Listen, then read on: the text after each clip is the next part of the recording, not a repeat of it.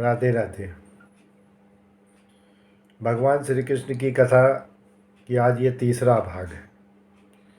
आज बहुत ही ज़रूरी विषय पर मैं चर्चा कर रहा हूँ। भगवान श्री कृष्ण की 16,108 रानियाँ। इस पे बहुत ही रहस्य है। कुछ लोग इसे मजाक में लेते हैं, कुछ लोग इसे पत्नियों के रूप में मानते हैं, कुछ लोग कहते हैं कि श्री कृष्ण जी बहुत ही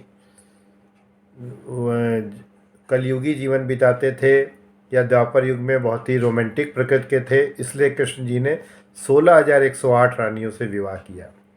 लेकिन कहानी ऐसी नहीं है जैसा कि लोग बताते हैं या कम जानने वालों को पता है। ये कथा अत्यंत दुखदाई है। कृष्ण भगवान को एक बार पता लगा कि एक राक्षस था, भूमासुर। भूमासुर नाम का एक राक्षस था। उस समय तांत्रिकों ने बताया कि अगर वो 16,000 कन्याओं को बलिदान कर दे, बलि चढ़ा दे 16,000 कन्याओं की, तो वो अमर हो सकता है। तांत्रिक लोग अक्सर बता देते हैं ना, बच्चे की बलि चढ़ा दो तो ये इच्छा पूरी हो जाएगी, बच्चे की बलि चढ़ा दो तो वो लोग उनके धोखे में आकर के आज के कलयुग में पढ़े लिखे ज़माने में भी लोग ये गलतियां कर बैठते हैं।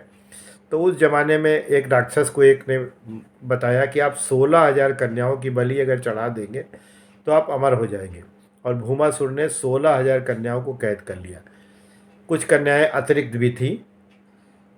कृष्ण भगवान को जैसे ही पता लगा, भूमासुर बहुत ही अजेय राक्षस था, उसकी बहुत बड़ी सेना थी, लेकिन कृष्ण ने अपने सेना के साथ उससे भयंकर युद्ध किया।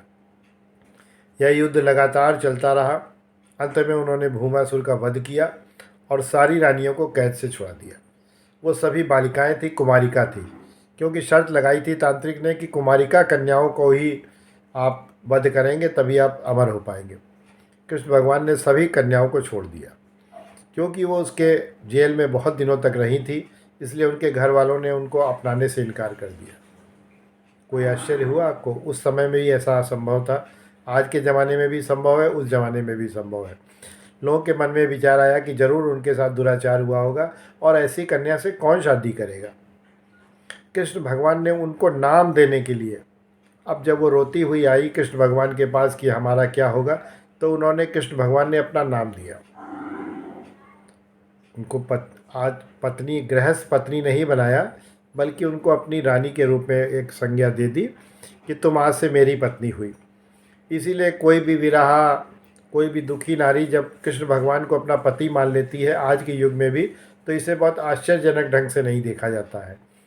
तो कृष्ण की 16,108 रानियाँ, उसका रहस्य आप समझ गए आज कि उन्होंने उन कुंवारी कन्याओं को अपनी पत्नी का रूप दिया जिसे एक राक्षस ने वध के लिए रख रखा था, और छुड़ाने के बाद उनके घर वालों ने भी उनको नहीं अपनाया।